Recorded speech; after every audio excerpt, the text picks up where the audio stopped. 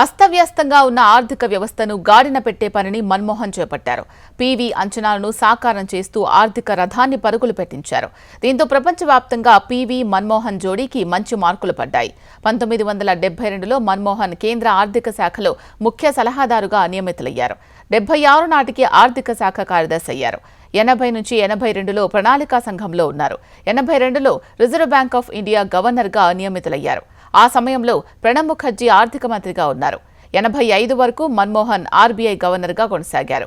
85 నుంచి 87 వరకు ప్రణాళికా సంఘం డిప్యూటీ చైర్మన్గా పనిచేశారు. 87 నుంచి 90 వరకు స్విట్జర్లాండ్లోని జెనీవా ప్రధాన కేంద్రంగా పనిచేసే సౌత్ కమిషన్కు సెక్రటరీ జనరల్గా పనిచేశారు. బైపాస్ సర్జరీ సమయంలో మినహా 10 ఏళ్ల కాలంలో ఎన్నడూ ఆయన సెలవు పెట్టిందే లేదు. రోజుకు కనీసం 300 ఫైళ్లను పరిష్కరించేవారు. 1990 నవంబర్లో మన్మోహన్ జెనీవా నుంచి తిరిగొచ్చాక అప్పటి ప్రధాని చంద్రశేఖర్ ఆయనను ప్రధాని ఆర్థిక వ్యవహారాల సలహాదారుగా నియమించారు. ఆ తర్వాత యూజీసీ చైర్మన్ అయ్యారు. ఆర్థిక మంత్రిగా, ప్రధానిగా దేశాన్ని ప్రగతి మార్గంలో నడిపిన మన్మోహన్ కేంబ్రిడ్జ్ యూనివర్సిటీలో చదివేటప్పుడు డబ్బులు లేక చాలా ఇబ్బందులు పడ్డారట. ఈ విషయాన్ని ఆయన కుమార్తె వెల్లడించారు.